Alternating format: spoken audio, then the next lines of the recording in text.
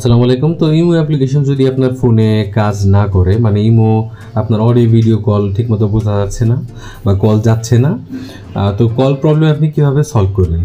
তো প্রথমত আপনার ইমো অ্যাপ্লিকেশনটা আপনি কি করবেন, হিস্ট্রি ক্লিয়ার করে দেখতে পারেন। ইমো অ্যাপ্লিকেশনের মধ্যে চাপ দিয়ে ধইরা তারপরে অ্যাপ ইনফোর মধ্যে যায় আপনি ক্লিয়ার ডাটা করে দিবেন, ঠিক আছে?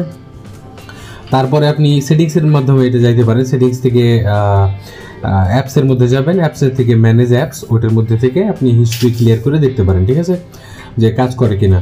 তারপরে আপনি যেটা করতে পারেন, আপনার ফোনটা অফ করে তারপরে আবার অন করে দেখতে পারেন যে আপনার ফোনটা ঠিকমতো কাজ করে কিনা, মানে আপনার ইমো অ্যাপ্লিকেশনটা ঠিকমতো কাজ করে কিনা।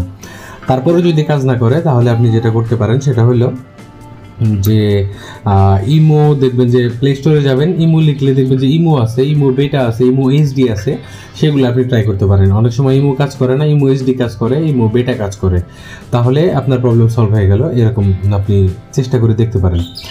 আপনার যদি এরকম হয় যে আপনি যেই এরিয়াতে আছেন সেখানে ইমো ব্যান করা, যে দেশে আছেন, ঠিক আছে, প্রবাসে থাকতে পারেন, ইমো ব্যান করা যদি থাকে তাহলে আপনি হোয়াটসঅ্যাপ, তার অল্টারনেটিভ হোয়াটসঅ্যাপ এবং টেলিগ্রাম ব্যবহার করতে পারেন। খুবই high quality video call, audio call পাবেন এবং খুবই সিকিউরিটি পাবেন এই সমস্ত অ্যাপ্লিকেশনে। ইমোর থেকে ভালো, অনেক ভালো।